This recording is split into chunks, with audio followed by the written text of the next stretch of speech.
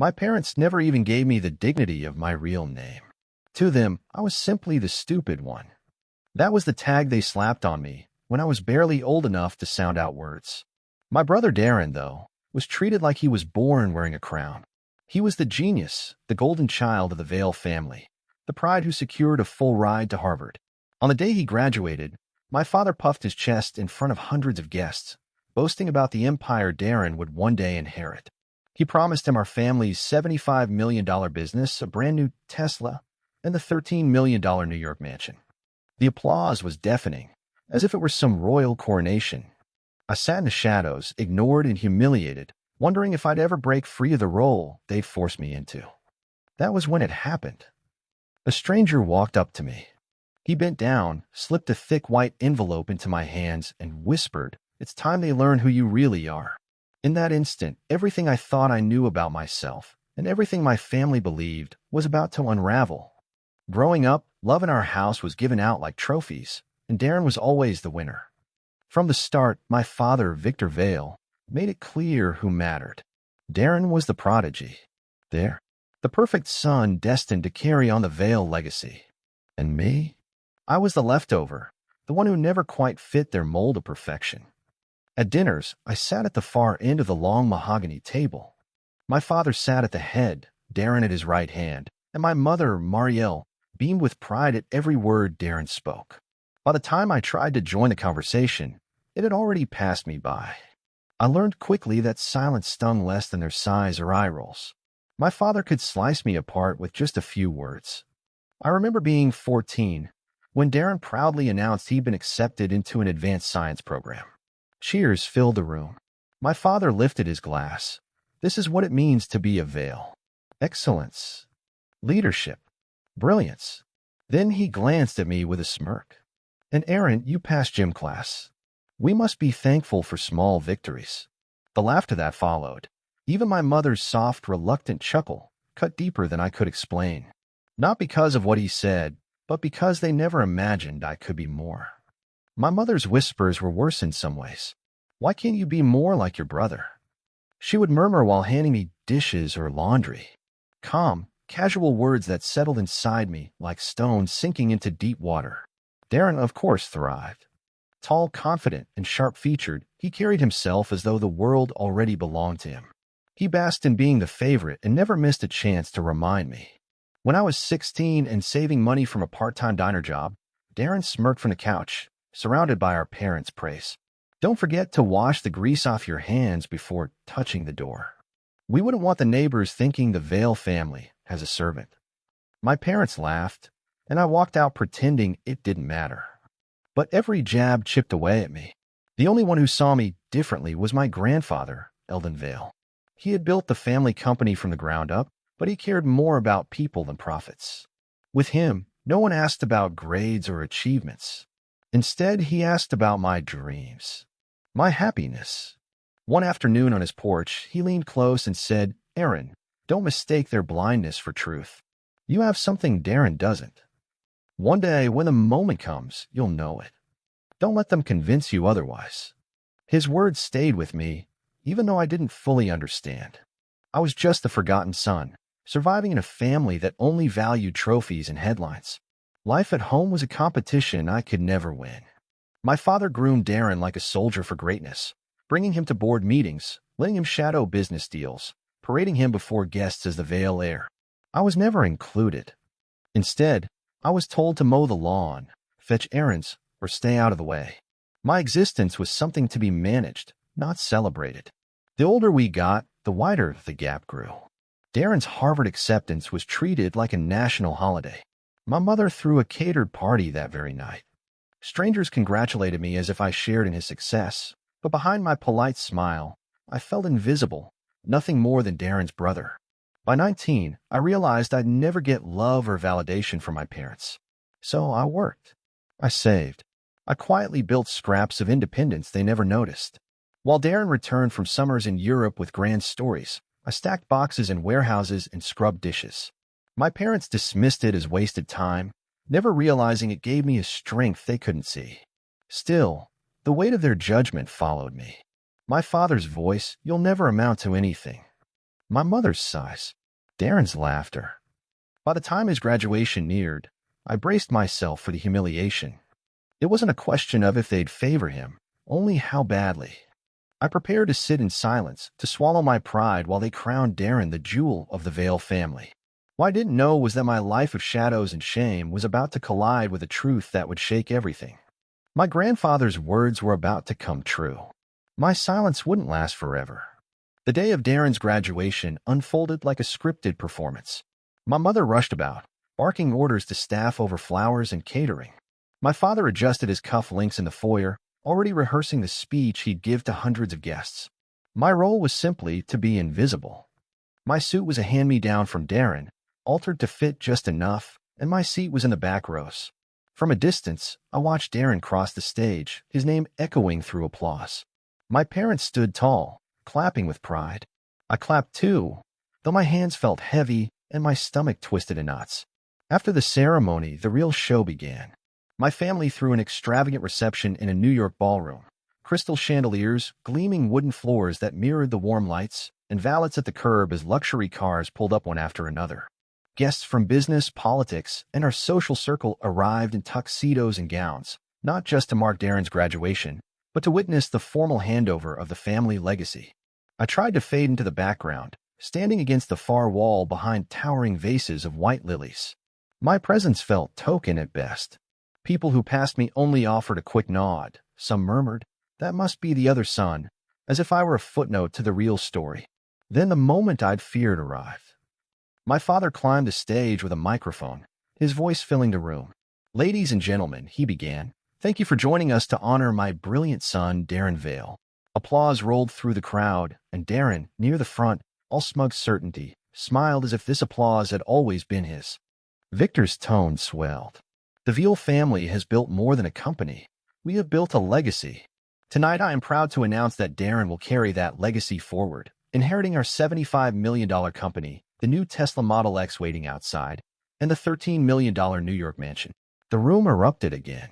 Glasses clinked, people cheered, and celebration swirled around me while I sat lower in my chair, feeling smaller with every shout. My mother leaned into my father, satisfied, her hand on his arm as though to say, "We did it. Our perfect son has it all." For a brief second, my eyes met Darren's. He lifted his champagne in my direction, not a welcoming toast, but a sneer disguised in a gesture. He was toasting my defeat. I wanted to vanish from the room that felt built to erase me. The humiliation pressed down harder than ever. I thought of the years I'd worked unseen, of the lonely nights when I'd hoped they might finally notice me. My father's announcement shattered that hope publicly. As the crowd roared for Darren, my mother brushed past me on her way to the stage and hissed, "Don't ruin this for your brother.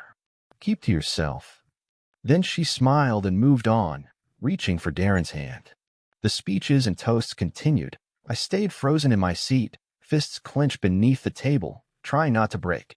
Rage and sorrow roiled inside me, a storm I couldn't reveal. I thought of my grandfather Eldon, the only person who'd ever treated me as if I mattered, and his promise that one day the truth would set me free. But in that moment, the truth felt impossibly distant. My parents had chosen their favorite, and the world now knew it. I was the forgotten son. Then, as the applause faded and the music rose again, I saw a man in a dark suit moving toward me. He wasn't applauding or smiling. He carried something and looked straight at me. Cutting through the crowd with single-minded purpose, he slipped past the laughter and light as if none of it concerned him.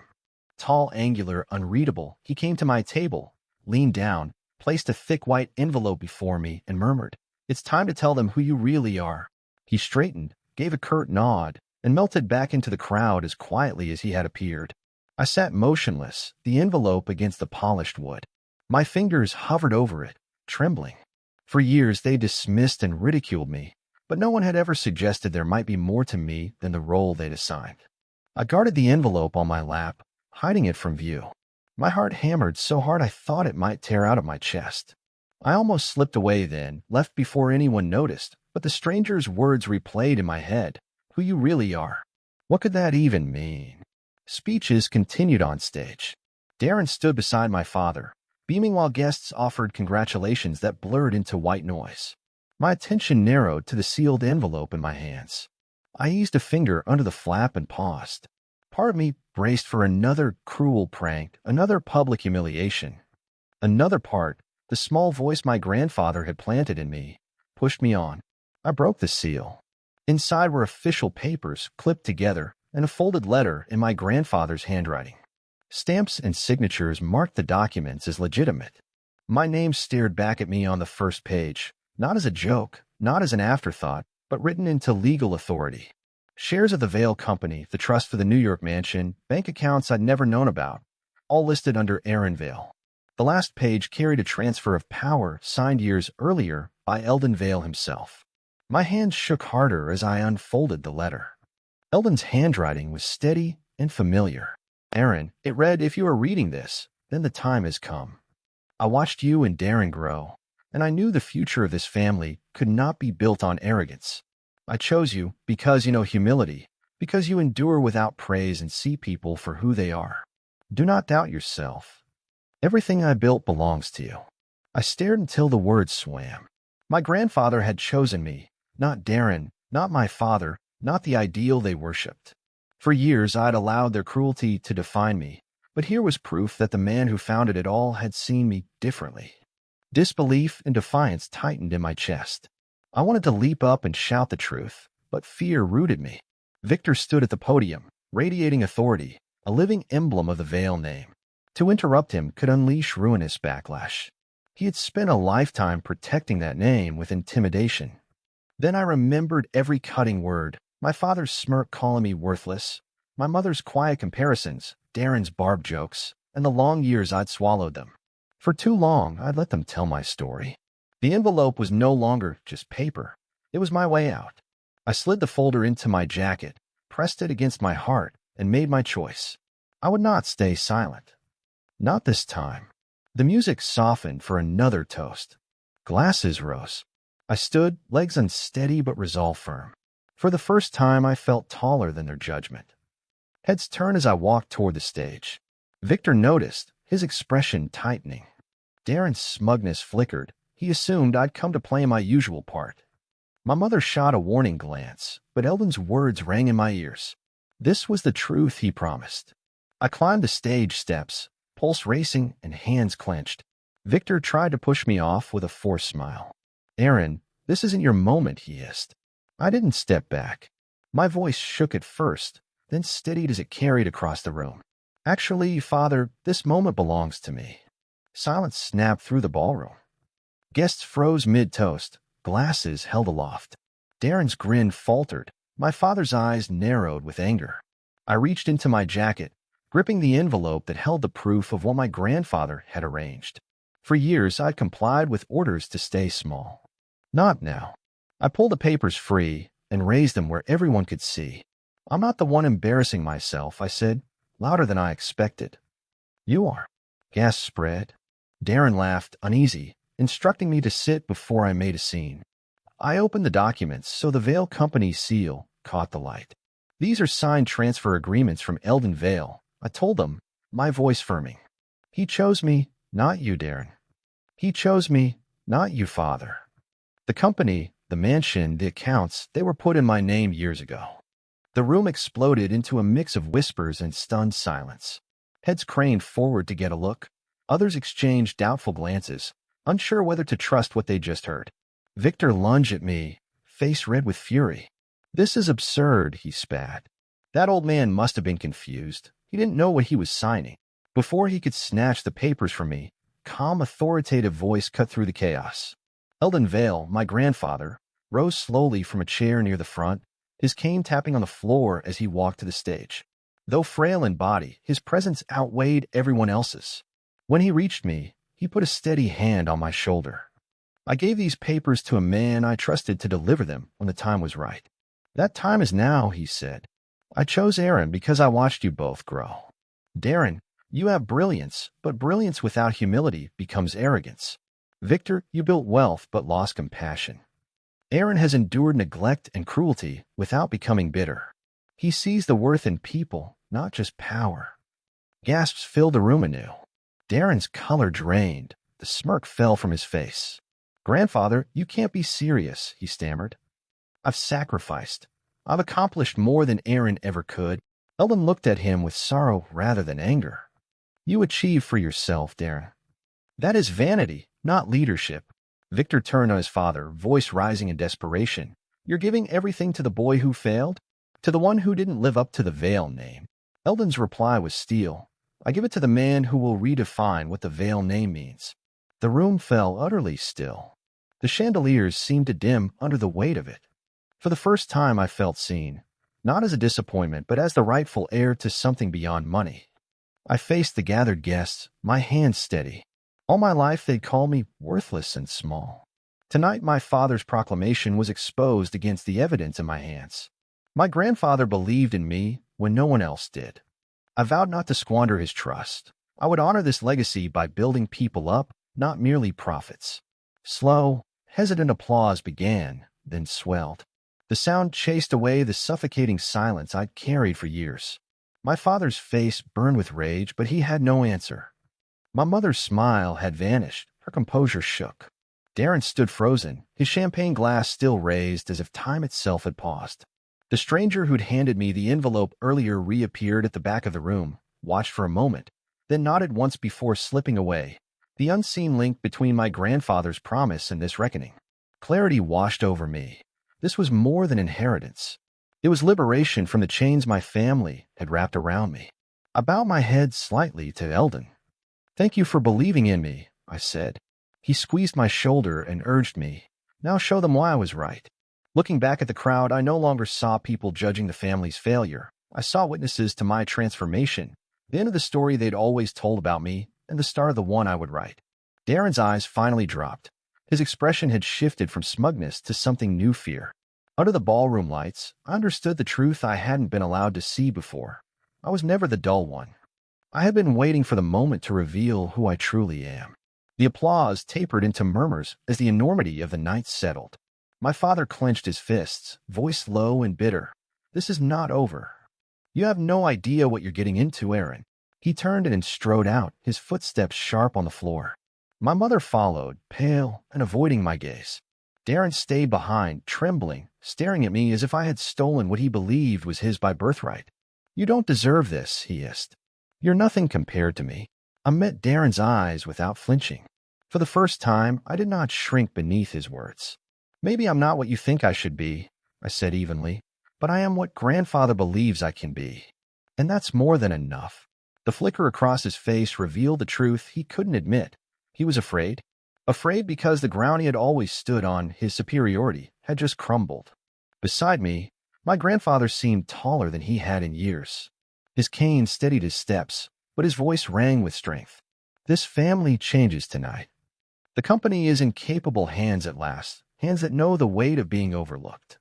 Aaron, this burden is yours now, but it is also your gift.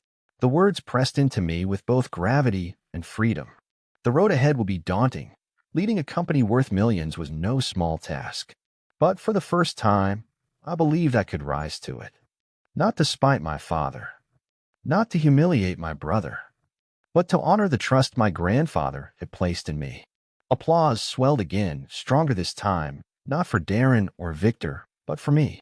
The sound rose like a tide, washing away years of silence and shadows. My chest lifted. I stood taller. I was no longer the forgotten one at the edge of the table. Later that night, when the chandeliers dimmed and the last guest drifted away, I stepped outside into the cool New York air. The skyline shimmered against the dark. For years, I had looked at those lights as if they belonged to a world forever beyond my reach. Tonight, they felt different. They felt like a promise. I thought of the boy I once was, mocked, dismissed, shrinking smaller under their voices. I thought of the countless nights I believed them when they called me nothing.